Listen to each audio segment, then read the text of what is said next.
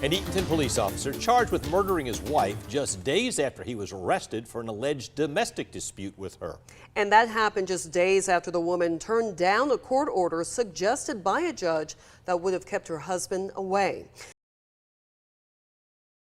In the heart of the city of Eatonton, where the sun often hides behind the clouds and the whispering winds carry secrets through the streets, there lived a man named Seth, a dedicated police officer, and a woman named Amanda, a compassionate and caring soul. They came together in an unconventional way, a fateful encounter that would set the stage for an intricate story of love, mystery, and tragedy. It was the autumn of 2011 when their paths crossed in the vast realm of the internet. Amanda, freshly divorced and seeking a new chapter in her life, ventured into the virtual world. Little did she know that the digital universe held the key to her destiny. Seth, on the other hand, was battling demons of his own, silently wrestling with a relentless adversary: cancer. His life was a constant struggle, not just against the disease, but also to make ends meet. In the midst of these challenges, Amanda emerged as a beacon of light in his life. Their connection was immediate, as if it were written in the stars. Their love blossomed through messages, emails, and late-night chats. For Amanda, Seth was a breath of fresh air, a stark contrast to the relationships she had endured in the past. He treated her with the respect and kindness she had yearned for, making her believe in love once again. Amanda's transformation didn't go unnoticed by her sisters, Angie and Alicia. They saw the radiant happiness on her face, the sparkle in her eyes, and felt that Seth might be the one she had been waiting for all along. As the seasons passed, Seth and Amanda's love grew stronger, and they decided to take the next step. On a warm day in June 2017, they stood before a small gathering of close family and friends, exchanging vows in a simple yet heartfelt ceremony, uniting as husband and wife. The act of marriage brought them one step closer to their goal. Seth finally gained custody of his beloved daughter. The decision to get married took their families by surprise, and little did they know that this choice would set in motion a series of events that would forever change their lives. Amanda fully embraced her role as Seth's wife, and she moved in with him and his mother. Seth's mother, a pillar of strength, was caring for her son during his battle with cancer. It was a period in their lives when love was truly put to the test. Seth's family rallied around the couple, offering financial support, paying their bills, and helping with expenses for Seth's daughter from a previous relationship. In return, Amanda wholeheartedly took on the role of family caretaker, tending to their needs, cooking, and hosting gatherings in their home. As the years passed, Amanda's connection with her own family began to wane. She became increasingly isolated, cut off from her sisters and the life she once knew. She no longer attended family events or spent time with her loved ones, as her obligations to Seth's family consumed her time and energy. It was a moment of triumph, a joyous time for their family when they moved into a new home near Lake Oconee. Amanda, like a bird released from a cage, found solace and happiness in their new home. She believed it could be the place where her dreams would come true. Yet, despite the picturesque surroundings, there was one ominous shadow casting itself over their lives: the ever-growing darkness in their relationship. Seth's hold on Amanda seemed to tighten with each passing day. He carefully monitored her every move, denying her access to a phone of her own. She was isolated, without even a car to drive, and her life was under constant surveillance. Amanda's sisters, Angie and Alicia, couldn't shake the unsettling feeling that something was terribly wrong. Amanda had always been a vivacious spirit, someone who cherished life and her family. It seemed impossible that she would willingly distance herself from the people she loved. It was as if her life had been slowly stolen from her, bit by bit, day by day. Amanda's sisters saw the cracks in the facade. They couldn't shake the feeling that something was terribly wrong. Troubling stories of arguments and confrontations, often fueled by alcohol, began to surface. While Seth and Amanda were loving and caring when sober, the introduction of alcohol into their lives seemed to transform their relationship into something toxic and volatile. And then, an accident occurred that would shatter the fragile equilibrium of their lives. Seth tumbled down a flight of stairs at their home, an incident that forced him to go on medical leave. Pain medication became a part of his daily routine, and this added another layer of complexity to their struggles. The sisters observed a disturbing escalation in their arguments and conflicts. Phone calls and conversations unveiled the darker side of their relationship. The tone of their discussion shifted when alcohol was involved, and the sisters began to fear for Amanda's safety. They offered to call for help, but Amanda resisted, holding on to the hope that the storm in her life would eventually pass. However, the storm didn't pass. It raged on, with devastating consequences. On a frigid winter night, January 28, 2020, just days before her tragic end, Amanda made a desperate call to 911. She had barricaded herself in a back bedroom, seeking refuge from a nightmarish situation. Putnam County Sheriff's Office, would you help, please? Yes, thank you. It's my husband. He's putting his hands on me. He locked me out of the house, and I'm just trying to get my things out of the house, please. She's at the neighbor's house right now. Another sheriff's dispatcher was alerted. And she said her husband is an officer with the Eatonton Police Department. That second dispatcher said he knew Seth Peralt and said he had a reputation. I ain't supposed to know this, but he's been out of work with his back, and apparently he's over there whipping upon her ass. These ominous words foretold the tragedy unfolding. The call to 911 was a cry for salvation, but sadly, it marked the beginning of the end. As Amanda faced the nightmarish reality of her life, Seth's life took a dramatic turn as the local headlines blared his arrest on charges of simple battery and family violence. After learning of the 911 call, Amanda's sister Angie had promised to pick her up the next morning, providing her an opportunity to escape the nightmare she lived in. But instead of taking that lifeline, Amanda chose to attend Seth's bond hearing. The judge, showing concern for Amanda's safety, asked if she wanted a stay-away order added to the proceedings. However, Amanda, driven by fear, declined. She believed that bringing Seth back home was the only way to make things right. Despite the escalating violence, Amanda's sister, Alicia, had a conversation with her the day Seth was released. Amanda shared that Seth was acting unusually nice. However, Alicia couldn't shake her doubt about his sudden change. She suspected that beneath the facade, knowing that if he was convicted on abuse charges, he was in danger of losing custody of his daughter and his job. Alicia believed that Amanda, terrified for her life, was desperately seeking an escape. Friends and family, on a chain message, implored Amanda, "Just get out. Divorce him. Tell his father that you don't want anything but a vehicle." Her chilling response was, "I'm not trying to get killed." Tragically, only 5 days later, Amanda's life came to a devastating end. As for Seth, the man at the center of this tragic tale, he was invited to Sheriff Sill's office. The conversation lasted for over an hour, with Seth expressing his innocence passionately, stating he had no reason to lie. Obviously, we have a death investigation here. While looking in your face as a law enforcement officer, I did not do any, I had nothing to do with it. During the inquiry, Seth continued to use his badge as a shield, an emblem of honor to deflect the questions that rained upon him. Police officer, I'm a good police officer. I'm a good officer. I'm a good police officer. Amanda, he said, also knew what a good cop he was, and how assault charges would ruin both their lives. In a surprising revelation, Seth asserted that Amanda had lied the day she called 911. She hated to see my reputation destroyed on the news because she knows what a good police officer I am. And she was so worried I'd lose my daughter.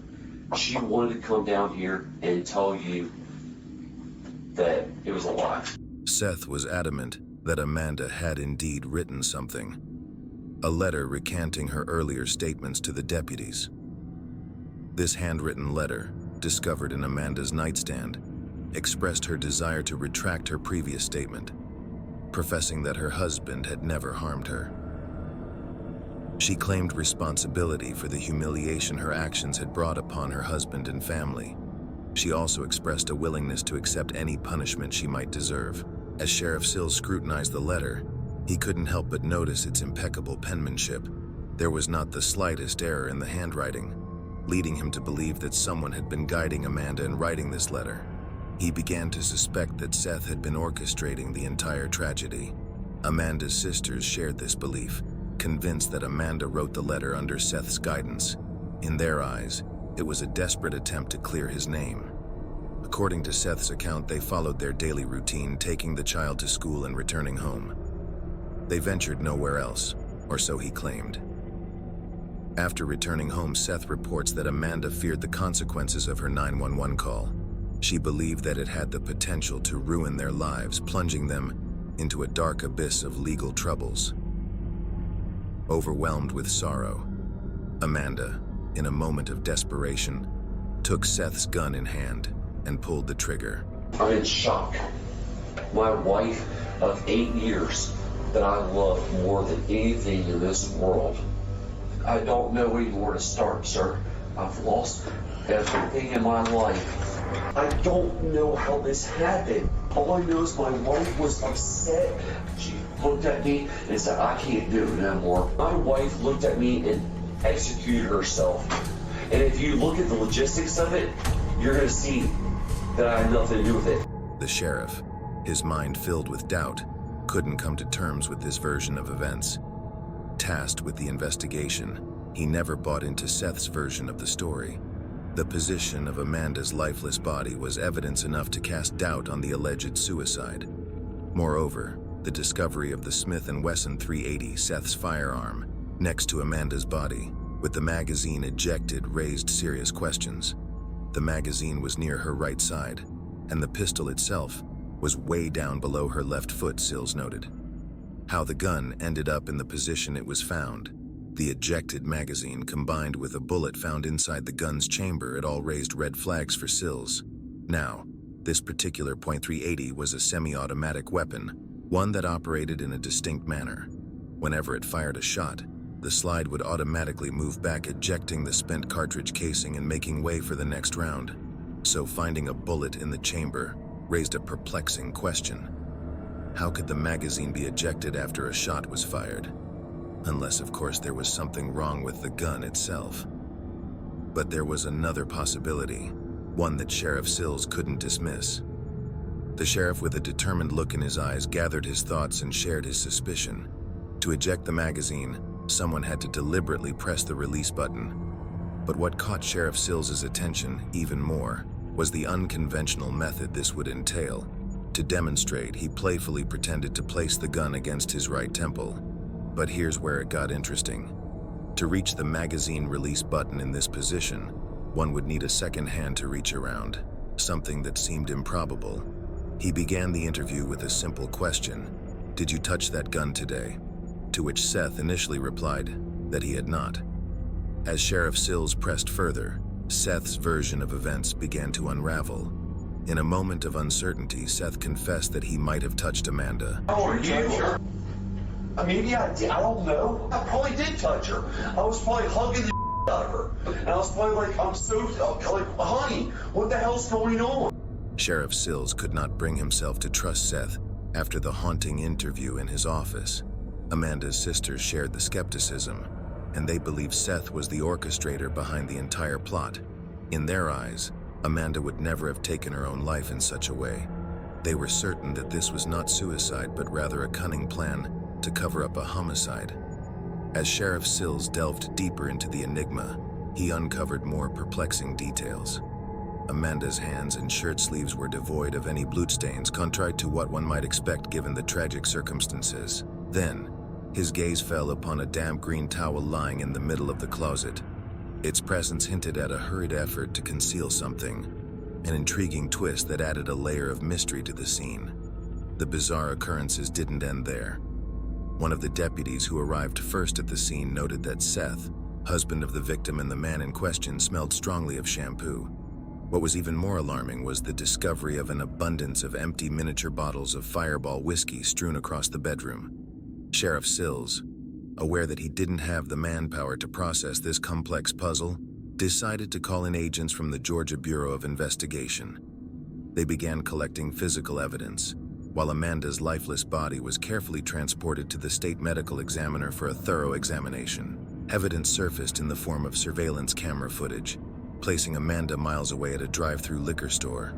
There, she purchased 20 miniature bottles of Fireball whiskey. Simultaneously, Seth was captured on a camera next door, in a convenience store. This new evidence shattered the illusion of a typical morning. As Sheriff Sills dug deeper into this case, he became more convinced that Seth was somehow entangled in his wife's demise. The clothes Seth had worn in the video were found in the washing machine, untouched by water, concealing their secrets. The forensic evidence presented yet more enigmas. A minuscule speck of blood stained the back of Perot's pants, and a trace of gunpowder residue lingered on his left hand. However, these samples were collected 3 hours after the event. They were possibly tainted by exposure to the police station. On that day, Sills lacked sufficient evidence to make an arrest. He searched for the truth, and it was just around the corner. A surprising wrinkle developed in Perot's story. Why didn't Seth call 911 when his wife was in such a dire situation? Instead, he reached out to his boss, the chief of police, on his cell phone. There was no recording of this conversation, and they talked for at least 20 minutes before contacting the on-duty sheriff. Just minutes before Seth formally reported Amanda's death, a deputy named Terrell Abernathy arrived at his doorstep bearing paperwork for an upcoming case. The deputy, following the standard procedure, rang the doorbell, expecting a fellow officer to answer the door, accept the paperwork, and go on with the day. However, what unfolded was captured by a video doorbell system.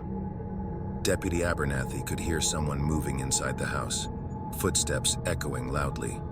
He announced his presence, introduced himself, and patiently waited. Still, no one answered the door. There was a distinct feeling that someone was home but intentionally avoiding him. The footage of Abernathy's unannounced visit only added to the growing suspicion surrounding the case. Why didn't Seth answer the door as expected? What could he have been trying to hide? Whatever his reasons were for not answering the door, Seth's behavior appeared to be at odds with the innocence he professed. The sheriff, ever vigilant, decided to re-interview the neighbors to find out if they had heard anything unusual on that fateful day. What he uncovered only deepened his suspicions. The neighbors had long held stories of a tumultuous and volatile relationship between Seth and Amanda. Arguments and altercations were common, with Seth often taking on the role of the aggressor. One neighbor even shared a particularly unsettling incident where Seth had grabbed Amanda by the hair, pulling her down and pushing her onto the driveway. It was a violent portrayal of their relationship, one that had remained hidden from the outside world. Neighbors even recounted times when they had been ready to call 911 due to the extreme violence they had witnessed. Yet their hesitation to make that call was rooted in fear. Fear that Seth, a law enforcement officer, could turn his authority against them. Amanda herself had once voiced a chilling sentiment. If she were to meet an untimely end, she believed Seth would be the cause, and she had made her neighbor promise to insist on a homicide investigation. Yet they hesitated to involve the police, as Seth, one of their own, held a position of authority. Despite the cloud of suspicion that surrounded Seth, Sills finally had enough evidence to make an arrest. 2 days after Amanda's tragic death, Seth Perot, a former Eatonton police officer, was taken into custody. Justice would remain elusive as the world was plunged into the grip of the COVID-19 pandemic. The courts closed their doors, and Seth languished in jail for nearly 9 months. While waiting for the autopsy report, Sheriff Sills would receive information from an unexpected source, Jack Falk. Jack Falk was an inmate housed in the same dorm block at the Jones County Jail as Perot. He sent Sills a 2-page handwritten letter revealing the admissions he alleged were made by Perot. In the letters, Falk claimed Perot told him about Amanda's death.